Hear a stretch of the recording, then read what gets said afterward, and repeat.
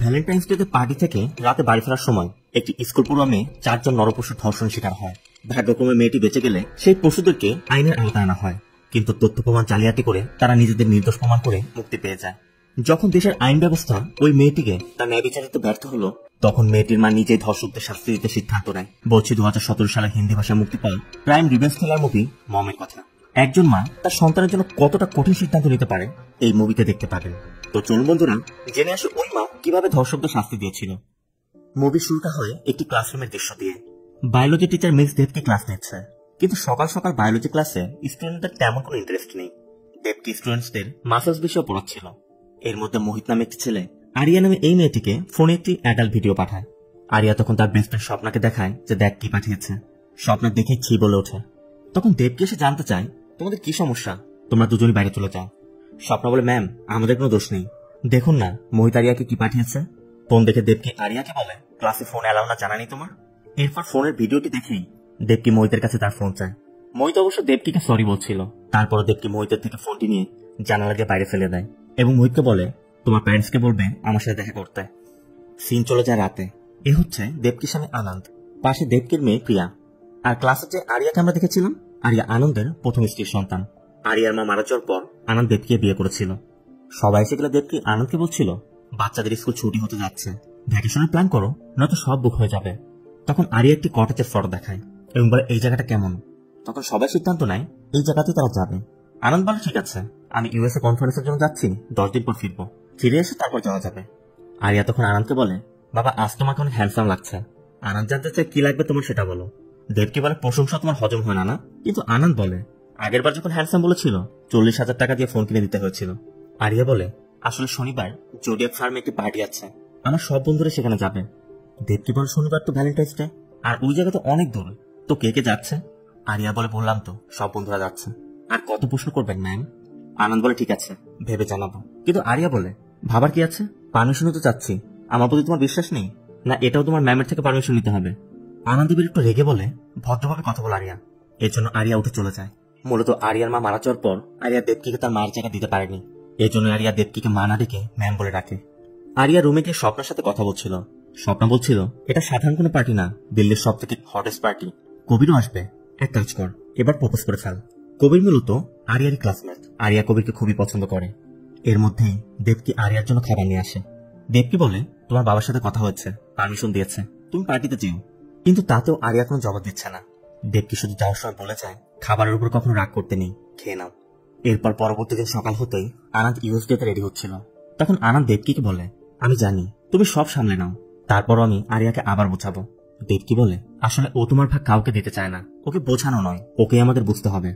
এরপর আনন্দ বের হয়ে যাচ্ছিল। তখন আরিয়া এসে গত রাতের মিসবিহেভের জন্য সরি বলে। আরিয়া বলে আমি তোমাকে এবং ম্যামকে হার্ট করেছি, আমার এটা ঠিক হয়নি। আনন্দ বলে এই শব্দটা কেন ব্যবহার করো, ও তোমার মা, ও না থাকলে তোমাকে বড় করতে পারতাম না, আর ওর কাছে তুমি প্রিয়ার সমান। কিন্তু আরিয়া মাকে ভুলতে পারে না, তাই অন্য কাউকে মায়ের জায়গা দিতেও পারে না। আরিয়া শুধু বলে মায়ের জীবনে মেয়ে আসে, মেয়ের জীবনে কখনো মা আসে না বাবা, আমি পারবো না। এরপর আনন্দ সবার থেকে বিদায় নিয়ে বেরিয়ে পড়ে। এর মাঝে একদিন তৃতীয় লিঙ্গের দুজন মেয়ে দেবকির সাথে দেখা করতে আসে। মূলত দেবকি তাদেরকে পড়িয়েছিল, এখন তারা নিজেদের ব্যবসা শুরু করেছে, প্রতিষ্ঠিত হয়েছে, এই জন্য তারা দেবকির জন্য মিষ্টি নিয়ে এসেছে। আরিয়াকে দেখে একজন জানতে চায় এই কি আপনার বড় মেয়ে যার কথা আপনি বলতেন। আরিয়া বিষয়টি নোটিস করে। তারা চলে যেতে দেবকি যখন আরিয়াকে মিষ্টি দিতে যাচ্ছিল, আরিয়া বলে আপনার সোশ্যাল সার্ভিসে আমার কোনো সমস্যা নেই, কিন্তু আমার সম্পর্কে কাউকে কিছু বলার প্রয়োজন নেই, আর আপনি তাদের বলেননি আমি আপনার মেয়ে না ম্যাম। আরিয়ার এমন আচরণ দেবকিকে সবসময় কষ্ট দেয়, তারপরও নিজের মেয়ে মনে করেই দেবকি সব সহ্য করে নেয়। এরপরের সিন শনিবার রাতে। আরিয়া পার্টিতে যাওয়ার জন্য রেডি হচ্ছে। অবশ্য কবিরও যেহেতু পার্টিতে আসছে, এর জন্য আরিয়া একটু স্পেশাল সাজে যাচ্ছে। এদিকে দেবকি স্বপ্ন এবং ঋষিকে বলে দেয় বেশি দেরি করো না, আর আরিয়া খেয়াল রেখো। এরপর আরিয়া স্বপ্ন এবং ঋষির সাথে পার্টিতে যায়। যেহেতু ভ্যালেন্টাইন্স ডে, এই জন্য পার্টিটাই একটু স্পেশাল। যদিও আরিয়া ড্রিঙ্ক করে না, তারপর বন্ধুদের পাল্লায় পড়ে ড্রিঙ্ক করছিল। অন্যদিকে মোহিতকে দেখা যায় একই পার্টিতে। আরিয়াকে পার্টিতে দেখে মোহিত তার কাজিন চার্লসকে বলছে ভাইয়া তোমাকে না বলেছিলাম আমি একটি মেয়েকে পছন্দ করি। চার্লস বলে কে, যার মা তোর ফোন ভেঙে ফেলেছিল। মোহিত তখন আরিয়াকে দেখিয়ে দেয়। চার্লস আরিয়াকে দেখে বলে তাহলে তুই এখানে বসে সময় নষ্ট করছিস কেন, যা ওর কাছে যা। আরিয়া তখন অন্যদের সাথে ডান্স করছে। চার্লসের কথা মতো মোহিত আরিয়ার কাছে এসে আরিয়ার সাথে ডান্স করতে চায়, কিন্তু আরিয়া মোহিতকে পাত্তা না দিয়ে মোহিতকে ধাক্কা দিয়ে সরিয়ে দিয়ে ঋষি এবং স্বপ্নের সাথে ডান্স করতে থাকে। এজন্য অপমান হয়ে মোহিত ফিরে আসে। এদিকে দেখা যায় চার্লসের মধ্যে জগন এসেছে। এর মধ্যে ঋষির বাড়ি থেকে কল এলে ঋষি আরিয়াদের বলে, আমি একটু আর্জেন্ট বাড়ি যাচ্ছি, তোমরা থাকো, আমি ফিরে এসে নিয়ে যাব। মোহিত তখন চার্লসের কাছে গিয়ে বলছে, এত দেমাগ দেখায় কেন? চার্লস জানতে চায়, তোর লাগবে? মোহিত বলে, আপনি কি করতে পারবেন? চার্লস তখন ড্রিঙ্কের মধ্যে ড্রাগ মিশিয়ে বলে, ওয়াচ অ্যান্ড লার্ন। চার্লস আরিয়ার কাছে গিয়ে আরিয়াকে ড্রিঙ্ক অফার করে, কিন্তু আরিয়া যেহেতু চার্লসকে চিনে না, এজন্য আরিয়া ড্রিঙ্কস নিতে যাচ্ছিল না। এর মধ্যে স্বপ্নে এসেই চার্লসের ওই ড্রাগ মেশানো ড্রিঙ্কটি খেয়ে নেয়, আর এই জন্যই চার্লস একটু রেগে সেখান থেকে ফিরে আসে। এদিকে চার্লস ফিরে আসতেই মোহিতটা তাকে দেখে মজা নিচ্ছিল, বলছিল ওয়াচ অ্যান্ড লার্ন ব্রো। এতে করে অবশ্য চার্লস একটু বেশি রেগে যায় এবং অপমান হয়ে চার্লস জগনকে ইশারায় কিছু বোঝায়। অন্যদিকে স্বপ্ন আরিয়াকে রোজ দিয়ে বলছে, এখনই সময়, এটা দিয়ে প্রপোজ করে ফেল। আরিয়া তখন কবিরের কাছে যাচ্ছিল, কিন্তু আরিয়া কবিরের কাছে যাওয়ার আগেই স্বতি নামে একটি মেয়ে এসে কবিরকে প্রপোজ করে বসে, আর এটি দেখে আরিয়া খুবই কষ্ট পায়। আরিয়া ফিরে এসে স্বপ্নাকে বলে, চল আমরা চলে যাব, কিন্তু স্বপ্ন তখন মাথা ঘুরছে। আরিয়া স্বপ্নাকে বসিয়ে রেখে ক্যাব ডাকতে বের হয়। এর মধ্যে দেবকে কল করলে আরিয়া জানায়, আমি 40 থেকে 45 মিনিটের মধ্যে পৌঁছে যাব। কথার মাঝে জগন এসে আরিয়ার মুখ চেপে ধরে, চাল ধরতে গেলে আরিয়ার লাথি খেয়ে পড়ে যায়। এরপর ক্লাবের সিকিউরিটি গার্ড বাবুরাম এসে জগনকে হেল্প করে, কারণ বাবুরাম জগনের লোক ছিল। এরপর তারা জোরপূর্বক আরিয়াকে কারে তুলে সেখান থেকে নিয়ে যায়। মোহিত চিৎকার করে বারবার আরিয়াকে বলছিল, এখন তোর মাকে ডাক। এরপর চলন্ত গাড়ির মধ্যেই এই নরপশুগুলা পালাক্রমে আরিয়াকে ধর্ষণ করতে থাকে। এরপর তাদের যৌনক্ষতা মিটে যেতেই তারা নির্জন একটি জায়গায় কার থামিয়ে অচেতন অবস্থায় আরিয়াকে ময়লা ড্রেনের মধ্যে ফেলে পালিয়ে যায়। অন্যদিকে অনেক সময় পার হয়ে গেছে, আরিয়া এখনো বাড়ি ফেরেনি। আরিয়ার ফোনও বন্ধ পাওয়া যাচ্ছিল, এজন্য দেবকি তার ছোট বোন ইন্দুকে বাসায় রেখে আরিয়ার খোঁজে ক্লাবে আসে। ক্লাবে তখনও পার্টি চলছে, মোহিতদেরকেও দেখা যায় আবার পার্টিতে এসেছে। দেবকি স্বতিদের কাছে জানতে চায় যে আরিয়া কোথায়, কিন্তু স্বতিরা বলে, এখানেই দেখেছিলাম, এখন বলতে পারবো না। এদিকে আরিয়ার সাথে কথা হচ্ছে তাও 2 ঘন্টা আগে। দেবকে আরিয়ার কোন খোঁজ না পেয়ে থানায় যায়। পুলিশকে জানানোর পর তারা বলছিল, ম্যাডাম আজ ভ্যালেন্টাইন্স ডে, হয়তো বয়ফ্রেন্ডের সাথে কোথাও গিয়ে মজা করছে, আমাদের কাছে এমন কেস রোজ আসে, আপনি বরং বাড়ি ফিরে যান, মেয়ে এসে পড়বে। কিন্তু দেবকি বলে, কি বলছেন আপনারা? আমার মেয়ে 2 ঘন্টা আগে থেকে নিখোঁজ। আমার মেয়ে এমন না, ও আমাকে বলেছে বাড়ি ফিরছিল, তো বাড়ি ফিরছিল। এরপর পুলিশ দেবকির থেকে আরিয়ার সকল ডিটেলস নিয়ে দেবকিকে বাড়িতে পাঠিয়ে দেয়। দেবকি বের হতেই ডিকে নামে এই অর্ধচন্দ্র লোকটি দেবকিকে বলে, আমি একজন প্রাইভেট ডিটেকটিভ, আমার শর্ট নেম ডিকে। পুলিশের চামড়া একটু মোটা, তাই ওরা এত গুরুত্ব দিবে না, যদি আমি আপনার কোনো কাজে আসি আমাকে জানাবেন। ডিকে দেবকিকে তার কার্ডটি দেয় এবং বলে, আমি যে কোনো ধরনের তথ্য বের করে দিতে পারবো, দরকার পড়লে জানাবেন। অবশ্য দেবকি সেটা পাত্তা না দিয়ে বাড়িতে ফিরে যায়। এদিকে আরিয়ার বডিটি তখনও ট্রেনের মতো পড়ে আছে। সকাল হতে এক লোক মর্নিং ওয়াক এসে আরিয়ার বডিতে দেখতে পায়। সিং চলে যায় হসপিটালে। আরিয়াকে হসপিটালে এনে দেবকিকে ডাকা হচ্ছে, কারণ আরিয়া এখনো জীবিত। দেবকি আইসিইউতে ঢুকিয়ে দেখে তার মেয়েটি ক্ষতবিক্ষত অবস্থায় ভেন্টিলেটরে পড়ে আছে। দেবকি শুধু চিৎকার করে কান্না করছে, কিছুই বুঝতে পারছে না কিভাবে কি হলো। ডক্টর দেবকিকে ডেকে জানায় ইন্টারনাল অনেক ইনজুরি হয়েছে, ও এখনো শকে, এমনকি কেউ হয়তো ওকে গলা টিপে হত্যা করার চেষ্টা করেছিল, এজন্য শ্বাস নিতে কষ্ট হচ্ছে। ডক্টর আরো বলে, আমাদের মনে হচ্ছে আপনার মেয়ে গণধর্ষণের শিকার। ডক্টরের কথা শুনে দেবকি কিছুতেই তার কান্না থামাতে পারছে না। এদিকে এই খবর মিডিয়াতে লিক হয়ে যায়। এরপর ক্রাইম ব্রাঞ্চ থেকে ইন্সপেক্টর ম্যাথু ফ্রান্সিসকে এই কেসের তদন্ত করতে দেওয়া হয়। ফ্রান্সিসও দায়িত্ব নিয়ে আগে হসপিটালে এসে দেবকির সাথে দেখা করে। ফ্রান্সিস দেবকিকে বলে, আমরা তদন্ত শুরু করেছি, বাড়িতে থাকা সবার জবানবন্দি নেওয়া হচ্ছে, এমনকি যখনই আপনার মেয়ের জ্ঞান ফিরবে আমাদের ওরও স্টেটমেন্ট নিতে হবে। এর কিছু সময় পর আরিয়ার জ্ঞান ফিরে আসে। আরিয়া উঠতে পারে না, শুধু প্রেশার এলে ইশারায় বুঝিয়ে দেয়। ইন্টারনাল ইনজুরির জন্য মুখে কোনো খাবারও খেতে পারছে না। এর মধ্যে আরিয়ার খবর পেয়ে আনন্দ এসে পড়েছে। আনন্দকে দেখা মাত্রই আরিয়া কান্নায় ভেঙে পড়ে। আনন্দ আরিয়াকে কোন রকম বুঝিয়ে দেবকির কাছে জানতে চায় ওকে কিছু বলেছে। দেবকি বলে না।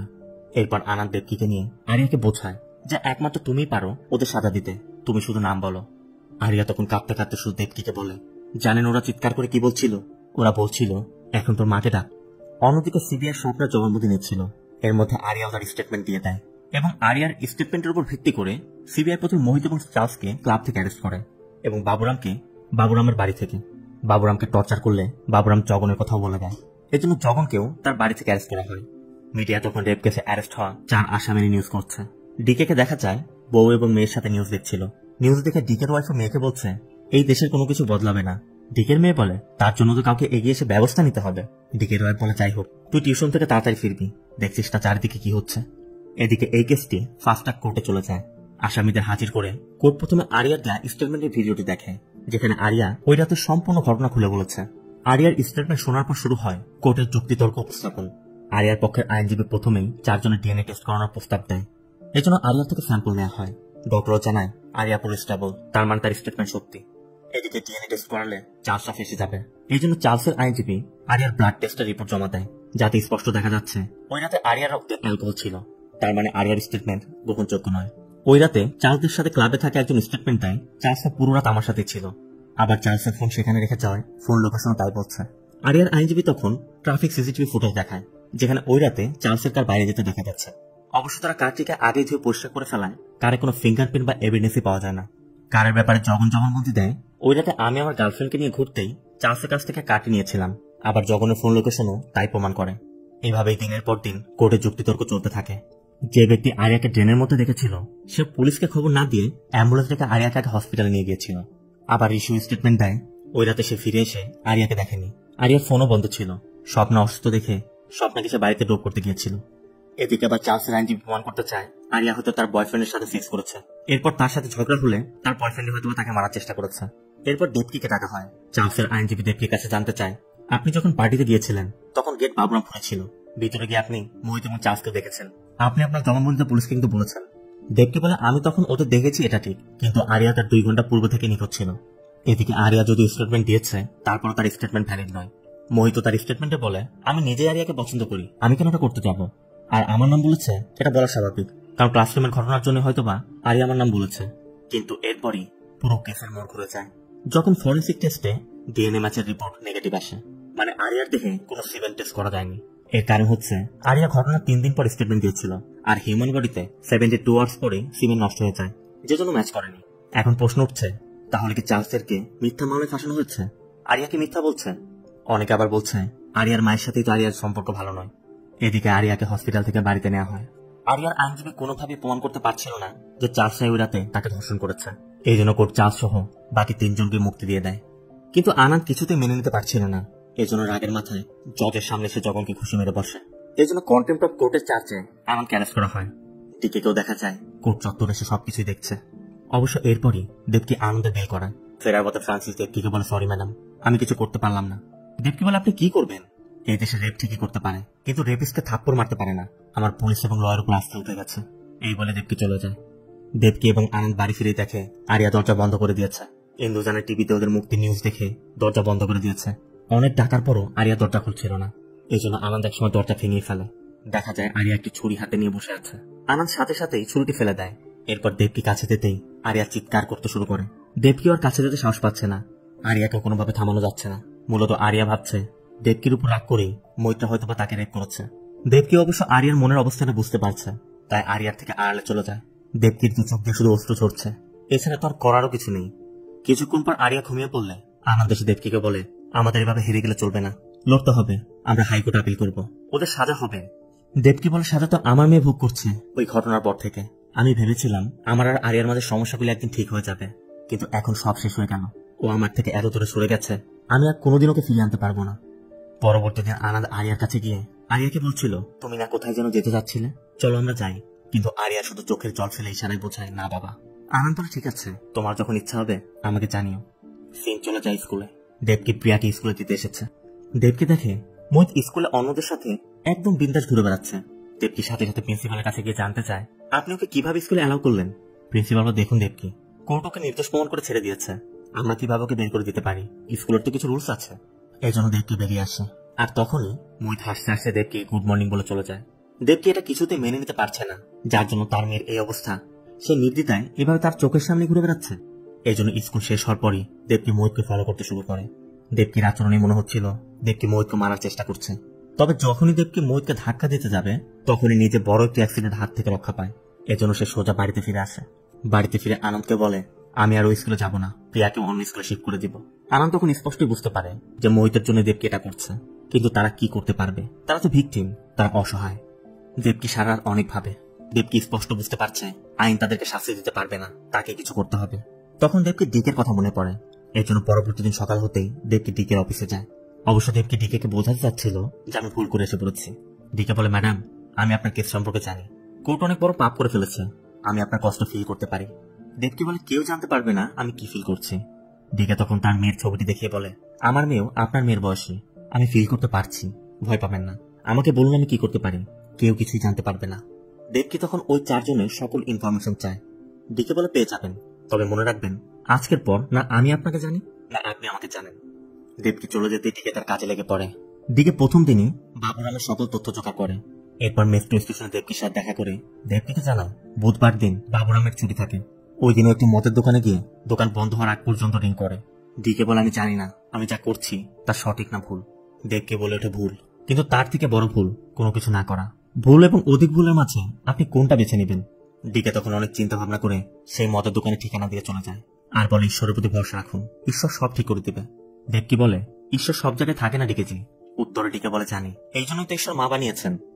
ডিকের থেকে তথ্য নিয়ে পরদিনই দেবকি ওই তৃতীয় লিঙ্গের স্টুডেন্টদের কাছে যায় এবং তাদের হেল্প চায়। এখান থেকে সিন চলে যায় বুধবার রাতে। বাবুরামকে দেখা যায় মদের দোকানে বসে মদ খেয়ে মাতলামো করছে। সেখান থেকে সবাই চলে গেলে তৃতীয় লিঙ্গের ওই মেয়েরা বাবুরামকে ইশারা করে পাশে ডেকে নেয়।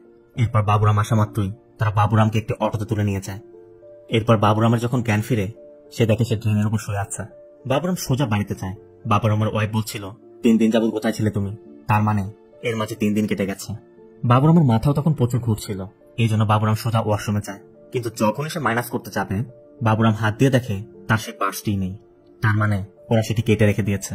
বাবুরাম তখন চিৎকার করে আয়নায় ঘুষি মারে আর সাবানে পা পিছলে কলের উপর মাথা পড়ে বাবুরাম টয়লেটের মধ্যেই মারা যায়। এই না হলে ধর্ষণের শাস্তি। পরের সিনে দেখা যায় আরিয়ার রুমে প্রিয়া এবং আরিয়া টিভি দেখছিল। হঠাৎ বাবুরামের নিউজটি এসে পড়ে। দেবকি প্রিয়াকে ডাকায়, প্রিয়াও চলে যায়। আরিয়া তখন বাবুরামের মৃত্যুর নিউজটি দেখতে থাকে। রান্নাঘর থেকে দেবকে শব্দ পাচ্ছে, আরিয়া ওই নিউজটি দেখছে। আরিয়া তো জানে না তার ধর্ষণের বদলা নিতেই তার সৎ মা দেবকে এগুলো করছে। নিউজটি দেখার পর এতদিন পরে আরিয়া আজ রুমের পর্দা সরিয়ে বাইরের আলো দেখলো। অন্যদিকে বাবুরামের এমন মৃত্যু দেখে ফ্রান্সিস বলছিল এটা নিশ্চয়ই বদলা নেওয়া হয়েছে, কিন্তু ফ্রান্সিসের অ্যাসিস্ট্যান্ট আনোয়ার বলছিল না স্যার, ওরা একদম ইনোসেন্ট। তারপরে ফ্রান্সিস আনন্দের সাথে দেখা করে, কারণ ফ্রান্সিসের সন্দেহ আনন্দ বদলা নিতে এটা করতে পারে। অবশ্য আনন্দ বুঝতে পারছে যে ফ্রান্সিস তাকে সন্দেহ করছে। এই জন্য আনন্দ ফ্রান্সিসকে শুধু বলে আমি খুশি হতাম যদি আমি এটা করতে পারতাম, কিন্তু আমি এত বোকা নেই। আমি আইনের প্রতি শ্রদ্ধাশীল, তাই আমি আইনের দ্বারা বদলা নিতে চাই। ফ্রান্সিস তারপর আনন্দকে সন্দেহ করে যাচ্ছে। এই জন্য ফ্রান্সিস আনোয়ারকে 24 ঘন্টা আনন্দের গতিবিধি পর্যবেক্ষণ করতে লাগিয়ে দেয়। অন্যদিকে দেবকি এবং ডিকে একটি আর্ট গ্যালারিতে দেখা করে, যেখানে ডিকে দেবকিকে একটি পেন ড্রাইভ দেয় যার মধ্যে চার্লস এবং মোহিতের তথ্য আছে। ডিকে পেন ড্রাইভটি দিয়ে বলে সিসিটিভি ডিসেবল করার প্রসেসটি হোয়াটসঅ্যাপ করে দিয়েছি, পরে দেখে নেবেন। এরপর বাড়ি ফিরে দেবকি তথ্যগুলো দেখতে শুরু করে। ডিকের তথ্য মতে চার্লসের বাবা মা নেই, চার্লস নিজের বাড়িতে একাই থাকে। চার্লস একটি নাইট ক্লাবের পার্টনার। প্রতি শনিবার চার্লস সেই ক্লাবে থাকে, আর ওই দিন চার্লসের কাজের লোকে ছুটি থাকে। পরবর্তী দিন সকালের আগে কেউ বাড়িতে আসে না। অন্যদিকে মোহিতের বাবা মা দুজনই পাইলট, তাদের বেশিরভাগ সময়ই দেশের বাইরে কাটে। এই জন্য মোহিত বেশিরভাগ সময় তার কাজে চার্লসের বাড়িতেই থাকে। দুজনের ঘরের চাবি দুজনের বাড়িতে আছে। চার্লস আবার প্রচুর ফিটনেস প্রেমী, প্রোটিন শেক থেকে শুরু করে সব ধরনের সাপ্লিমেন্ট সে নেয়। এই ছিল দুজনের ইনফরমেশন। দেবকি দেখছিল আর অ্যাপেল খাচ্ছিল। তখন দেবকির মুখে অ্যাপেল সিড আটকাতেই দেবকির মাথায় একটি প্ল্যান আসে। এরপর শনিবার রাত হতেই দেবকি অনেকগুলো অ্যাপেল এনে সিডগুলোকে আলাদা করে, এরপর গ্রোসারি কেনার নাম করে বেরিয়ে পড়ে। অন্যদিকে আনোয়ারকে দেখা যায় তখনও তাদের বাড়ির বাইরে নজর রাখছে। মূলত আনোয়ার আনন্দের উপর নজর রাখছে। এই জন্য দেবকি বের হয়, আনোয়ারের কোনো মাথা ব্যথা নেই। আজ যেহেতু শনিবার, চার্লসেরও বাড়ি খালি। এই জন্য দেবকি একজন চাবি মেকার সাথে নিয়ে বলে চাবি ভুল করে ঘরে রেখে গেছি। তবে কিছুক্ষণের মধ্যেই লোকটি ঘরের লক খুলে ফেলে। দেবকিও এমন ভাবে ঢুকে যাতে কোনো ফিঙ্গারপ্রিন্ট না পড়ে। এরপর 2 হাতে হ্যান্ড গ্লাভস পরে দেবকি চার্লসের প্রোটিন শেকের মধ্যে অ্যাপেল সিডের গুঁড়ো মিশিয়ে রেখে যায়। আর পরবর্তী দিন সকালে চার্লসের প্রোটিন শেক খাওয়া মাত্রই অসুস্থ হয়ে পড়ে। কাজের লোকটি দেখা মাত্রই চার্লসকে হসপিটালে নিয়ে যায়। এদিকে মোহিতকে জানানোর পর মোহিত হসপিটালের উদ্দেশ্যে বেরিয়ে যায়। তখন দেবকিকেও দেখা যায় এক ব্যাগ অ্যাপেল নিয়ে দাঁড়িয়ে আছে।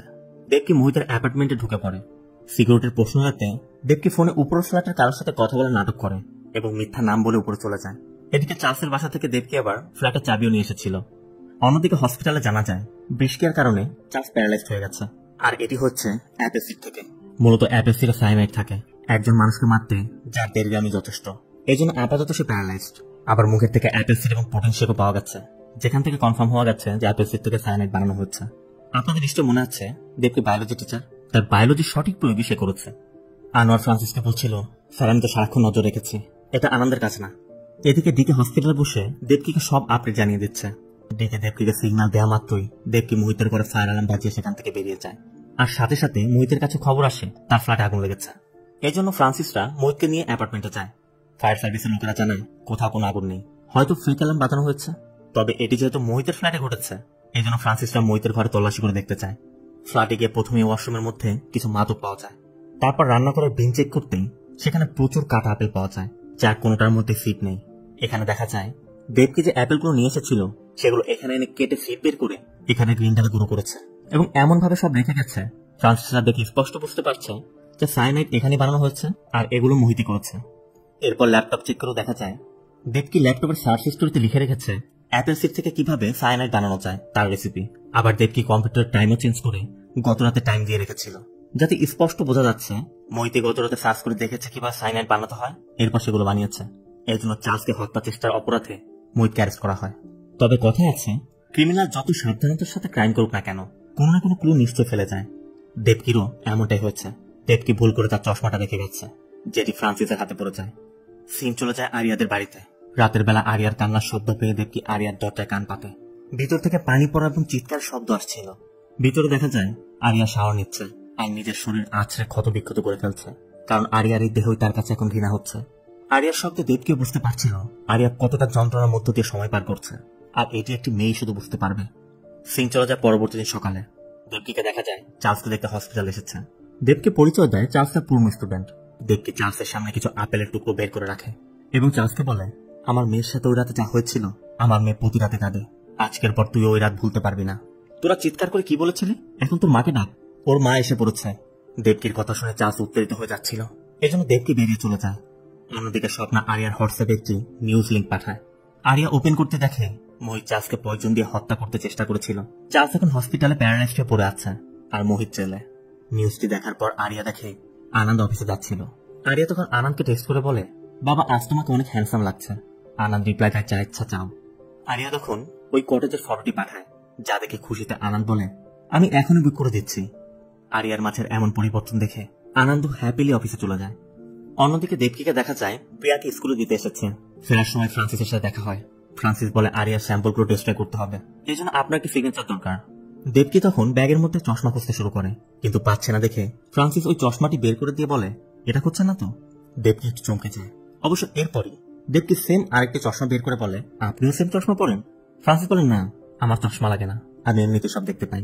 মূলত দেবকি আগে থেকেই প্রিপেয়ার ছিল। সিগনেচার হয়ে গেলে ফ্রান্সিস দেবকিকে বোঝায় যে চতুর্থ যে আছে জগন, ও ক্রিমিনাল মাইন্ডেড, খুবই বিপজ্জনক। দেবকি জানতে চায় আমাকে কেন বলছেন। ফ্রান্সিস বলে, কারণ সেই তো শুধু বাকি আছে। দেবকি বলে, দেখুন আমার যেতে হবে। ফ্রান্সিস শুধু বলে দেয়, আজ চলে যান, যেদিন প্রমাণ পাবো আমি সাথে নিয়ে যাব। এরপর দেবকি বাড়িতে ফিরে আসে আর আসা মাত্র আনন্দ একটি পত্রিকা দেখিয়ে চার্লস এবং মৈত্রী খবরটির কথা বলে। দেবকি জানতে চায় আরিয়া জানে। আনন্দ বলে, তা জানি না, তবে ও ভ্যাকেশনের কথা বলেছে। আরিয়ার কথা শুনে দেবকি অনেক খুশি। আনন্দ বলছিল, এখন অনেক কাজ, প্রিপারেশন নাও। দেবকি আনন্দকে বলে, আমি তোমার কিছু বলতে চাই। কিন্তু আনন্দ দেবকিকে বোঝায়, কি বলবে? আরিয়ার কথাই তো, ও নর্মাল হতে শুরু করেছে, এখন সব ঠিক হয়ে যাবে। এই জন্য বলতে চেয়েও দেবকি আনন্দকে আর কিছু বলতে পারে না। পরবর্তী দিন দেবকি আবার একটি পুরাতন কিল্লায় ডিকের সাথে দেখা করে। ডিকে জানায় জগনকে পাওয়া যাচ্ছে না, ওর বাবা মারা গেছে, সেখানেও আসেনি, সময় লাগবে। দেবকি বলে, পুলিশ সন্দেহ করছে, যা করার দ্রুত করতে হবে। ডিকে বলে, ঠিক আছে, আপনি ভ্যাকেশন থেকে ফিরতে ফিরতে আমি সব জোগাড় করে ফেলবো। এরপর দেবকি ডিকেকে থ্যাংক ইউ বলে চলে যায়। আর এরপরে আমরা দেখতে পাই নিচে দাঁড়িয়ে ফ্রান্সিস সবই শুনেছে। এই জন্য দেবকি চলে যাওয়ার পরই ফ্রান্সিস ডিকেকে তার কাস্টডিতে নিয়ে জিজ্ঞাসাবাদ শুরু করে। ফ্রান্সিস জানতে চায় দেবকির সাথে কি আলোচনা করছে বল। ডিকে বলে, কোন দেবকি? আমি কোনো দেবকি টেবকিকে চিনি না ভাই। এর মধ্যে ফ্রান্সিসের সিনিয়র অফিসার রাথোর এসে জানতে চায় ওকে কেন এনেছ। ফ্রান্সিস তখন বাবুর এবং চার্লসের কেসের কথা বলে, যা দেবকি সব করেছে। কিন্তু ফ্রান্সিসের কাছে যেহেতু কোনো প্রমাণ নেই, এজন্য রাথোর বলে এই খবর মিডিয়াতে প্রকাশ হলে হ্যারাসমেন্টের কেস হবে। এগুলো ছাড়াও অনেক গুরুত্বপূর্ণ কেস আছে, ওকে ছেড়ে দিয়ে ওই কেসগুলো দেখো। বাধ্য হয়ে তখন ফ্রান্সিস ডিকেকে ছেড়ে দেয়।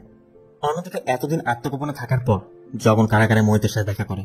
এদিকে কারাগারে কয়েদিদের যৌন লালসার শিকার হয়ে মোহিত ঠিক মতো হাঁটতেই পারছে না। জগন জানতে চায় চার্লসকে কেন মারতে চেয়েছিলি।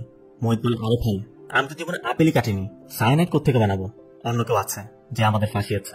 তবে এরপর কিন্তু আপনার নম্বর। শোনা মাত্র যখন চলে যায়, পিছে থেকে তখন মোহিত চিৎকার করে বলছে, জগন ভাই আমাকে বাঁচাও, আমাকে এখান থেকে বের করো। এরপর যখন কারাগার থেকে সোজা হসপিটালে যায়, ডিকেকেও দেখা যায় সব পর্যবেক্ষণ করছে। যখন চার্লসের কাছে জানতে চায় যে এটা কি করলো, একটি নাম তো বলো। চার্লস কিছুই বলতে পারছে না, তবে অনেক চেষ্টা করে শুধু মা শব্দটি বোঝায়। এতে করে জগনও বুঝতে পারে ওই রাতে তারা বলেছিল তোর মাকে ডাক, তার মানে এটি আরিয়ার মা। অবশ্য এর মধ্যে চার্লসের মৃত্যু হয়। হসপিটাল থেকে বের হয়ে যখন আরিয়াদের বাড়িতে যায়, কিন্তু সেখানেও জানতে পারে আরিয়ারা ভ্যাকেশনে গেছে। এরপর ফেরার সময় ডিকেকে থেকে বুঝতে পারে ডিকে তাকে ফলো করছে। অবশ্য জগন সেটা বুঝতে না দিয়েই সেখান থেকে চলে যায়। ডিকেও এর জন্য সারা রাত জগনের পিছু করতে থাকে, সারা রাত ঘুরে তথ্য নিয়ে। পরবর্তী দিন সকাল হতেই আরিয়ারা যে কটেজে উঠেছে সেখানে দেবকে কল করে, আর তখনই জগন এসে পড়ে। ডিকে কল কেটে দিয়ে জগনের কাছে জানতে চায় আপনি কি চান। জগন তখন ডিকে মারধর করে এবং জানতে চায় তোরা কি প্ল্যান করেছিস বল। কিন্তু ডিকে কিছুই বলছিল না। এই জন্য যখন ডিকের ফোন থেকে ওই কটেজের নম্বরে কল করে দেবকিকে চায়, কিন্তু সেখানে স্টাফ জানায় ওরা তো ঘুরতে বেরিয়েছে, যার মাধ্যমে যখন আরিয়াদের কারেন্ট লোকেশনও পেয়ে যায় জনসন কটেজ। ডিকে বলে জেনেই যেহেতু গেছিস সারেন্ডার করে দে। যখন বলে আমি ওই পুরুষ না যারা মেয়েদের ভয়ে পালিয়ে যাব। ডিকে বলে তুই পুরুষ কখনো রেপ করে না। এরপরই যখন ডিকে শুট করে এবং সেখানে সিসিটিভি সেটআপ নষ্ট করে চলে যায়। খবর পেয়ে পুলিশ, সিবিআই সবাই এসে তদন্ত করতে শুরু করে। ফ্রান্সিসরাও এসেছে। ফ্রান্সিস সবকিছু ঘুরে ঘুরে দেখছিল। এর মধ্যে ডিকের কিছু ফটো দেখে ফ্রান্সিসের একটু সন্দেহ হয়, কারণ ডিকের ম্যাক্সিমাম ফটোতেই সানগ্লাস নেই, আবার ডিকে সবসময় গ্লাস পরে থাকতো। যেহেতু সে একজন ডিটেকটিভ, এর জন্য ফ্রান্সিস ডিকের সানগ্লাসটি চেক করে সেখানে একটি মেমোরি কার্ড পায়। মূলত একটি সানগ্লাসের আড়ালে একটি স্পাই ক্যাম ছিল। ফ্রান্সিস মেমোরি কার্ডে থাকা ওই ফুটেজগুলোকে চেক করে এবং জানতে পারে ডিকে এবং দেবকি প্ল্যান করে সব করছে। তার সাথে যখন যে ডিকেটা খুন করেছে সেই দৃশ্যটিও দেখতে পায়। সিন চলে যায় কটেজে। সারাদিন ঘুরে ফিরে আনালটা কটেজে ফিরেছে। হঠাৎ করে কটেজের বিদ্যুৎ চলে যায়। কটেজের স্টাফকে ডেকে পাওয়া যাচ্ছিল না। এই জন্য আনাদ নিচে চেক করতে গিয়ে দেখে বৈদ্যুতিক তারকেও কেটে দিয়েছে। পাশে কটেজ স্টাফের রক্তাক্ত বডি। এরপর আনন্দ পিছে ফিরতেই জগনকে দেখতে পায়, কিন্তু আনন্দ কিছু করার আগেই জগন আনন্দকে শুট করে দেয়। এদিকে উপরে আরিয়াকে দেখা যায় মোম জ্বালাচ্ছিল। মোম জ্বলা মাত্রই আয়নাতে জগনকে দেখে আরিয়া একদম ভয় পেয়ে যায়। শব্দ পেয়ে দেবকি এগিয়ে আসে। জগনকে দেখে সেও ভয় পেয়ে যায়। দেবকিকে দেখে যখন দেবকির কাছে আসছিল, দেবকি তখন আরিয়াকে পালাতে বলে। এই জন্য আরিয়া বেরিয়ে যায়, কিন্তু যখন দেবকিকে মারতে শুরু করে। দেবকে আনন্দকে ডাকতে গেলে জগন বলে কেউ আসবে না, সবাইকে আমি মেরে ফেলেছি। এরপর যখন দেবকির মুখে একটি পলি পেঁচিয়ে দেবকিকে শ্বাসরোধ করে। জগন দেখছিল দেবকি আর নড়াচড়া করছে না, এই জন্য ভাবে সে হয়তো মরে গেছে। তাই দেবকিকে ফেলে আরিয়াকে ধরতে বেরিয়ে যায়। আরিয়া তখন প্রাণ বাঁচাতে ছুটছে। এর মধ্যেই দেবকি শ্বাস নিয়ে ওঠে, মানে দেবকি এখনো মারা যায়নি। এই জন্য দেবকিও জগনের পিছু করতে শুরু করে। অবশ্য দেবকিকে দেখা মাত্রই জগন প্রথমে দেবকির মাথায় বাড়ি দিয়ে ফেলে দেয়, এরপর গান পাট করে। তবে যখনই জগন দেবকিকে শুট করতে যাবে, তখনই পিছের থেকে ফ্রান্সিস জগনের হাতে শুট করে দেয়। এরপর শুরু হয় জগন এবং ফ্রান্সিসের ফাইট। একসময় ফ্রান্সিস এবং দেবকি দুজনই জগনকে গান পয়েন্ট করে। ফ্রান্সিস দেবকিকে বলছিল শুট করো না, গান ফেলে দাও, আমার কাছে এভিডেন্স আছে, ও সাজা হবে, তুমি শুট করলে তোমার জেল হবে। পরিবারের কথা ভাবো, আনন্দ জীবিত, পুলিশ ওকে হসপিটালে নিয়ে যাচ্ছে। এই জন্য ফ্রান্সিসের কথায় দেবকি গান ফেলে দেয়, কিন্তু চিৎকার করে বারবার বলছিল আপনি কিছুই করতে পারবেন না, তোদের কোনো শাস্তি হবে না। তখন ফ্রান্সিস নিজের গানটি দেবকিকে দিয়ে বলে মারতেই যদি হয় সঠিক গান দিয়ে শুট করো। যখন ফ্রান্সিসকে বলছে কি করছেন এসব, এটা বেআইনি, ও চার্লসকে পয়জন দিয়েছে, মোহিতকে ফাঁসিয়েছে, বাবুরামের তো কেটে দিয়েছিল, জানেন কিছু? ফ্রান্সিস বলে সব জানি। তার সাথে দেবকিকে বলে কেউ আসার আগে শুট করে দাও। এদিকে গাছের আড়ালে দাঁড়িয়ে আরিয়া সব শুনছে যে দেবকি তার জন্য কি করেছে। এতদিন পর আরিয়া দেবকিকে মা বলে ডেকে উঠছে। আর তখনই দেবকি গানে থাকা সবগুলো বুলেট জগনের বুকে ছুড়ে মারে। জগন স্পটে মারা চায়। আরিয়া দৌড়ে এসে মা বলে দেবকিকে জড়িয়ে ধরে। যাকে সে মায়ের জায়গা দিতে পারেনি, সেই সৎ মাই তাকে নিজের মেয়ের জায়গা দিয়েছে। তাকে ভালোবেসেছে, কোনো কিছু তোয়াক্কা না করে তার ধর্ষকদের শাস্তি দিয়েছে। সে সৎ মা কি করে হয়? মাকে যতভাবে সংজ্ঞায়িত করা হোক না কেন, মা তো মাই। তবে সমাজে অনেকেই আছে অন্যজনের বাচ্চাকে দেখতেও পারে না, তাদের উপর অনেক অত্যাচার করে। আবার দেবকির মতো এমন অনেক মা আছে যারা অন্যের সন্তানকেও নিজের সন্তানের জায়গা দেয়, নিজ সন্তানের মতো ভালোবাসে। ভালো খারাপ নেই আমাদের এই পৃথিবী, কিন্তু কিছু খারাপের জন্য সবাইকে নিয়ে একভাবে চিন্তা করাটা নেহাত বোকামি ছাড়া কিছুই না। দেবকি যেটা করেছে সঠিক করেছে। এমন নরপশুদের আরো ভয়াবহ শাস্তি দেওয়া উচিত। সবশেষে বাবা মাকে বলবো সন্তানকে বোঝানোর সাথে সাথে তাদেরও বুঝতে শিখুন। আর সন্তানদের বলবো বাবা মাকে তাদের প্রাপ্য সম্মান দিন, তাদেরকে ভালোবাসুন, তাদের আদেশ নিষেধ মেনে চলুন। জীবন এমনিতে সুন্দর হয়ে উঠবে। দেখা হবে অন্য কোনো মুভির এক্সপ্লেনেশন ভিডিওতে। ততক্ষণ সব ভালো থাকবেন। এতক্ষণ আমাদের সাথে থাকার জন্য ধন্যবাদ সকলকে।